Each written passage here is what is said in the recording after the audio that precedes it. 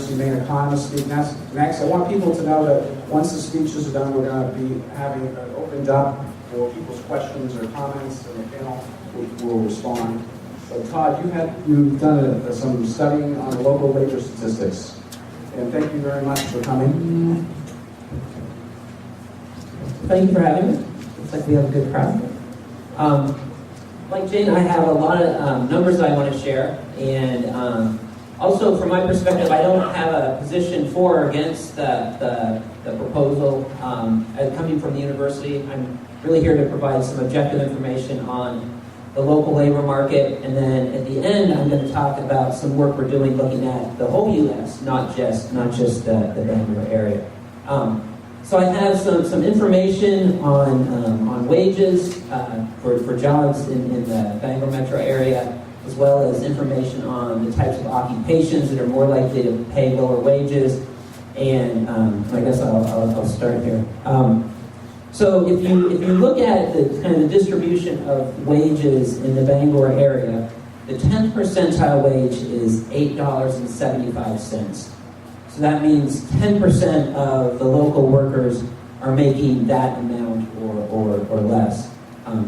Believe it or not, that number is actually pretty close to the number for the U.S. as a whole. For the whole United States, the 10th percentile wage is just about $8.80. So it's pretty comparable. When you go up to the 25th percentile, so that's the first quartile, Bangor and the U.S. as a whole, the numbers are fairly comparable.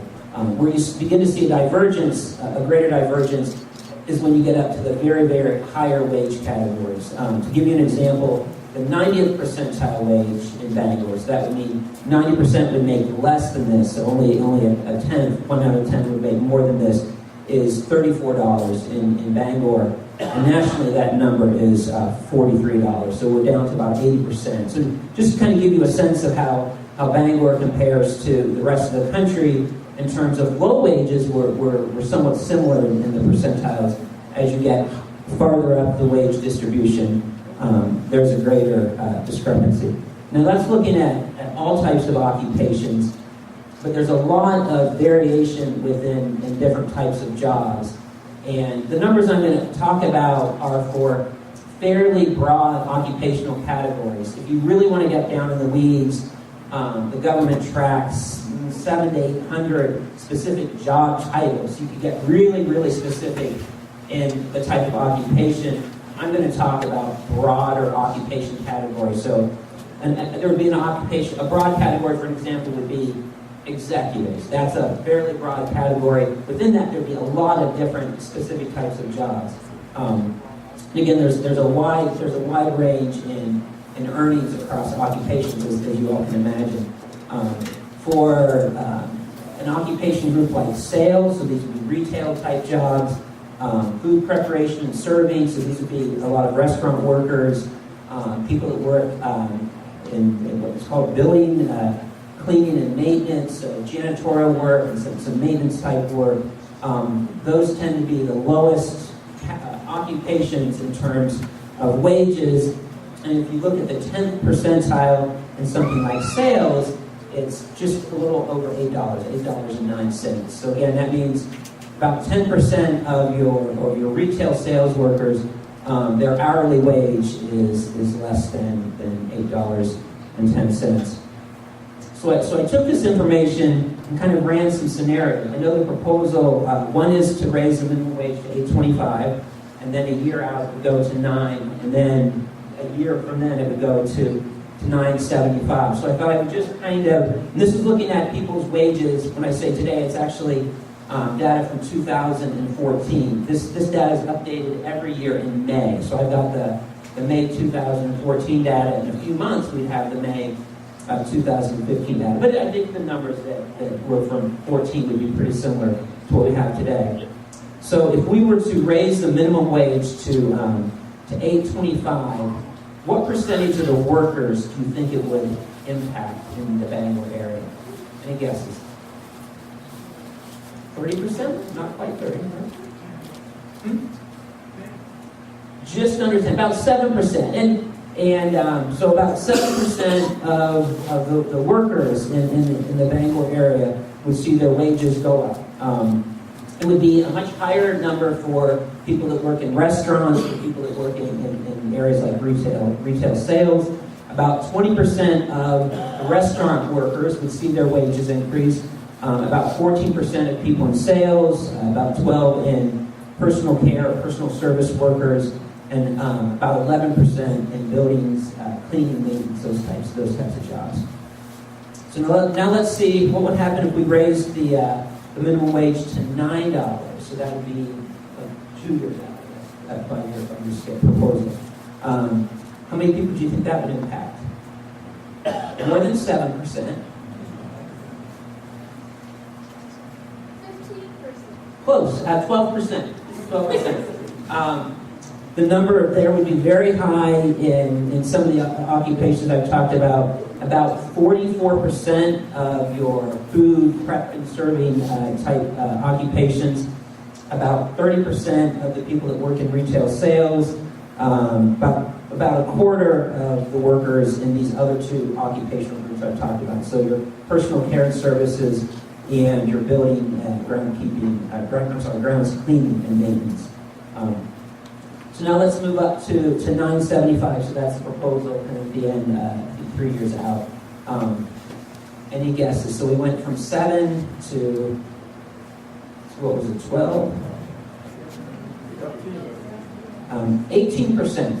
So, and actually, if you look at the 10th percentile wage in Bangor and the quartile, so that's the 25th%, the 975 falls right in the middle. So this was a fairly easy calculation, even for me.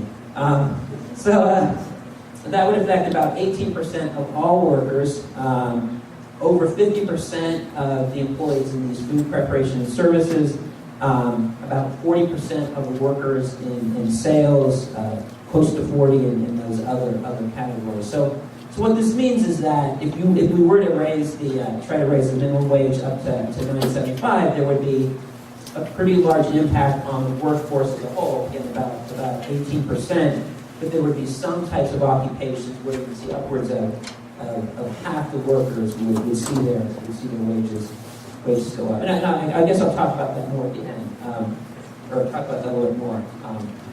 Now I wanted to move to the other thing I want to talk about, and this is looking at information for the whole United States, not just Bangor. I'm working on a project with some researchers. One's at a Federal Reserve Bank, and one is an economist at a research center up in Florida. And we are looking at how people transition out of low-paying jobs into better jobs. So you might have heard the argument, well, if you don't like your low-paying job, just find a better job, right?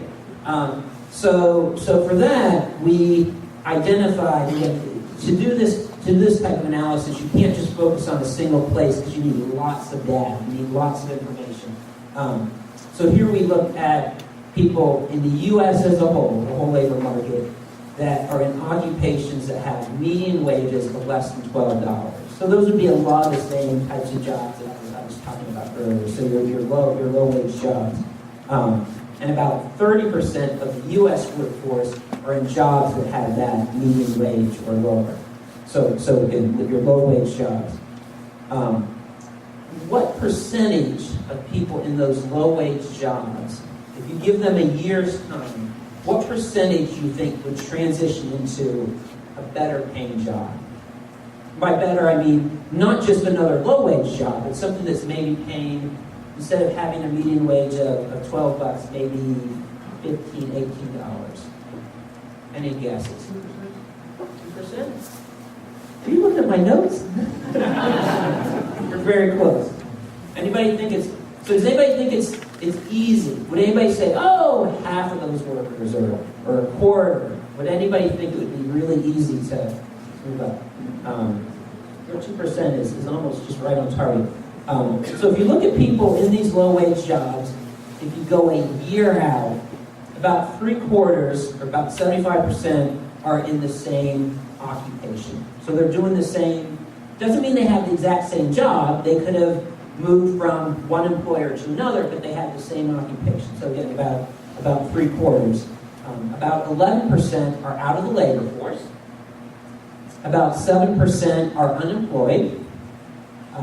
About 5% are in a different occupation, but a different occupation that's still a low-wage occupation.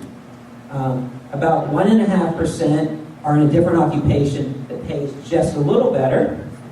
And as Jim mentioned, 1.7%, so close to your 2%, we can round up to your 2%, are in a different job that's paying significantly more.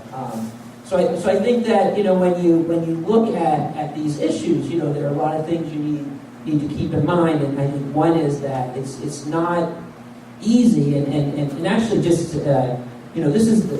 these numbers are preliminary in the sense that we're starting a larger project on this. We're trying to look at what are the factors that actually help people move into better jobs. Is it conditions of the local labor market? A lot of it are your own personal characteristics, your background, your education.